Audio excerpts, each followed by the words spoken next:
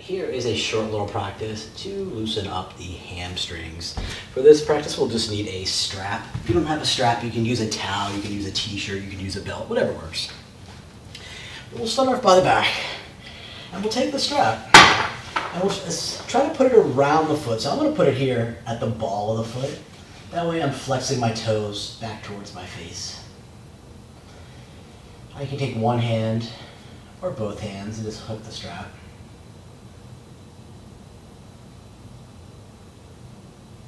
And just take a few rounds of breath here.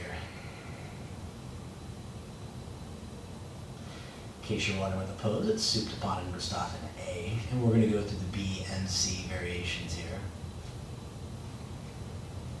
Take another breath. And then drop the leg out towards the left side. And see, as I'm taking it on, I'm holding the strap. I'm going to rest my elbow on the floor, just so I don't have to hold on for dear life. So I'm resting, I'm kind of using as minimal effort as possible. I'm going to feel a little bit of stretch on the inside of the thigh, a little bit in the back of the leg. Maybe when you get there, you can start to pull the toe up a little more towards the heel, or towards the head. We'll take our few rounds of breath. And if any of these feel good, linger longer, hit pause. Or just memorize them, and then you don't need the video, and you can just do them, last as long as you want. One more breath here. And then come back up. And then what I'm going to do is I'm going to switch hands, and I'm going to drop my leg all the way over. And I have a wall here, so I'm going to drop it over to that right side. So this is our C variation.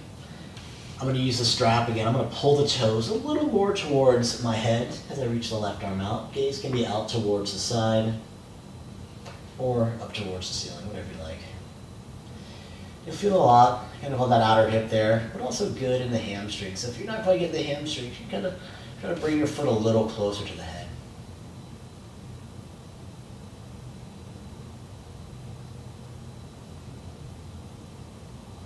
Good, another breath.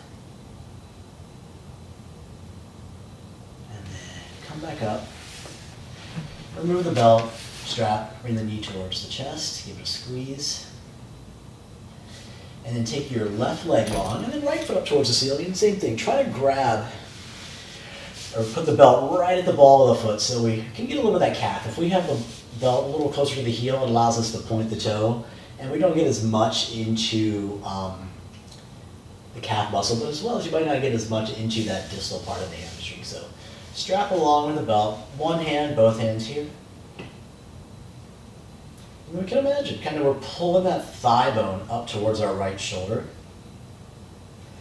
And then as we pull the strap overhead, we can think about that right sits bone, the right bone down here, just moving down towards the heel. Take another round of breath here.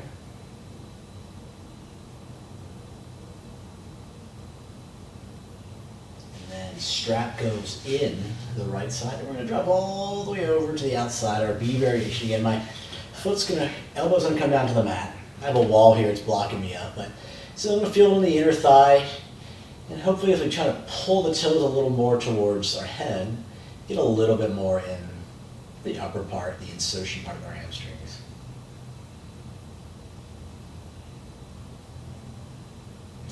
Now keep in mind too, with the hamstrings especially, and the calves, it's not all about stretching. We're doing stretching here, it feels good. There are times too when we want to engage and try to strengthen our body in those end ranges of motion. I do like doing that. I have other practices that focus on that. Come back up. Switch to the left hand and just drop that right foot all over the left side. Maybe it hits the ground, maybe not. My elbow's on the mat. And the right arm reaches. Gaze can be up or anywhere over between the left hand and the right hand. If you're not feeling as much of a stretch, you can start to bend the bicep, try to bring the toes a little closer to the head. Feel it, the outer part of the hamstring, maybe the outer hip.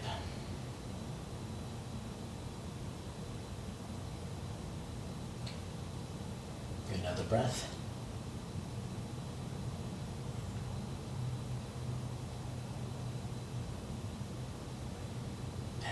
Bring it back up, set the belt aside, bring the right knee towards the chest. And then bring the left knee up. And we're gonna rock back and forth a little bit and come up into a seated position. And seated position, we're gonna have the legs long, toes towards the face. Inhale, breath. And then just lean forward over your legs. Now, I didn't mention it here, but if you do happen to have a block, I didn't mention having a block here, and you're leaning forward, you know you have tight hamstrings, you can always rest your forehead down on the block.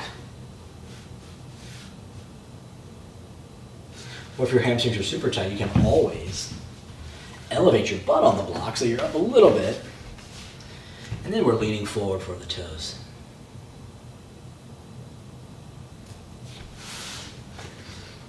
If you're super bendy, you can either reach for the toes or you can take the block beyond the feet and then try to flex at the hips and bring the forehead down towards the shins.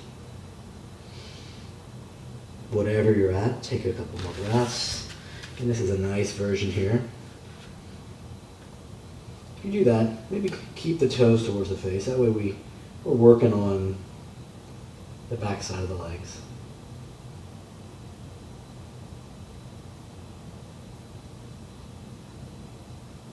Good, another round.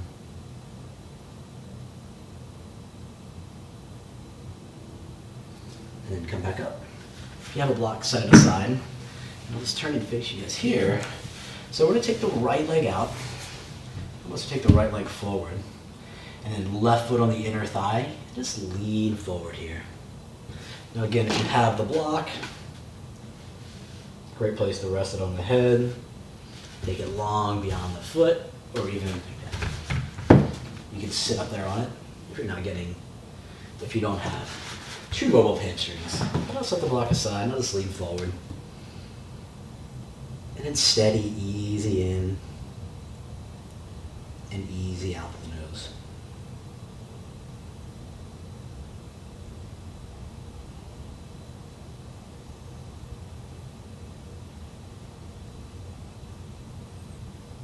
Good, one more breath. And let's bring it back up. Take the left leg long, bend the right knee so that foot is going to go on the inside of the thigh. Sit on the block if you have tight hamstrings. And then we'll just lean forward. You can rest the forehead on the block. Beyond the foot. Or just relax down. Now when we do this, sometimes we're twisting the knee. If you get any sort of knee pain there, feel free just to take the leg a little bit away from the foot, or just extend that foot a little bit longer. We don't want to cause any pain while we're trying to relieve it on the other side.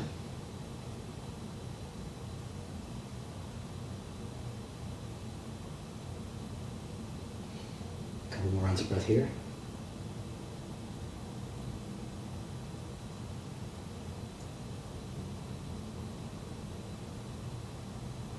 Come back up. Take the right leg long for a second. And then here, we're going to take the legs out to the side. So our wide-legged forward fold sitting on the block, again, is beneficial if you have tight hamstrings. And here we can lift up and then just sort of lean forward a little bit. You can keep the hands on the shins. If you don't need the hands on the shins, you can bring the forearms down to the floor in front of you. You can always bring the back of the head to the back of the hands. Or with your block on the forehead. Nice stretch here. Now if you're sitting on a block, you're probably not going to get your forehead down to another block. Basically all we want to do is stretch the upper part of the back of the legs.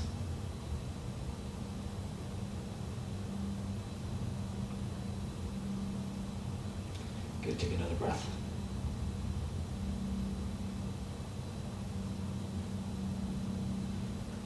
And then we come back up. We'll set the block aside. And we'll come into a downward dog, just a brief downward facing dog. Take an inhale. And then step the right foot behind the right hand. Bring the back knee to the mat. And then what we're going to do is we're going to elongate, stretch out that right heel forward. Take a quick peek down to your hips. See that that left hip is stacked over the knee. You want to see that the right toe is towards the ceiling. And then we can lean forward. Now if you're super tight, and you can have blocks. I only have one here, but you can have blocks on each side. You could set a chair there beside you. Just take a few breaths.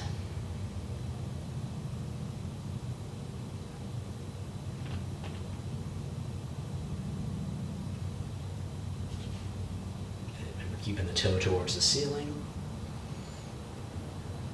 One more round of breath. Breathe into the back side of the body. Just feel the rib cage expand here. And then rebend the right knee. Hands to the mat. We step back to downward dog. Inhale, breath. On the exhale, left foot steps behind the left hand, right knee to the mat. And then we start to kind of walk the toes forward.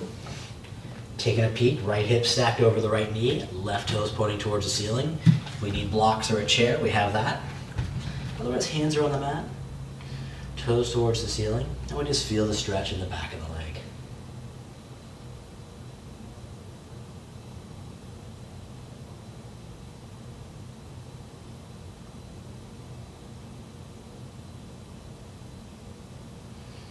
Good, take another couple rounds of breath.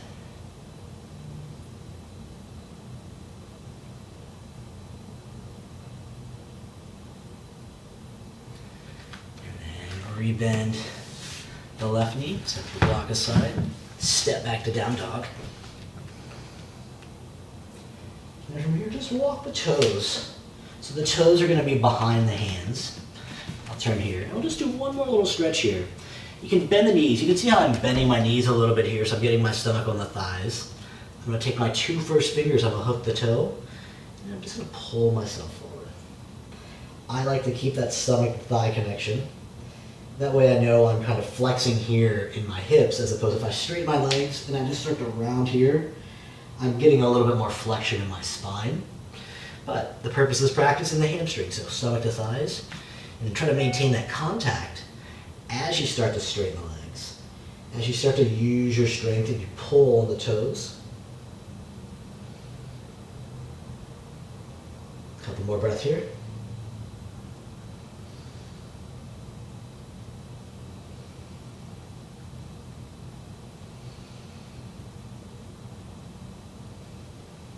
Release that. Bring the hands to the mat. Now here, roll the weight a little more into the toes. You can take a slight bend in the knees, and then one vertebrae at a time. Roll all the way up. Hands to heart. Hamstrings.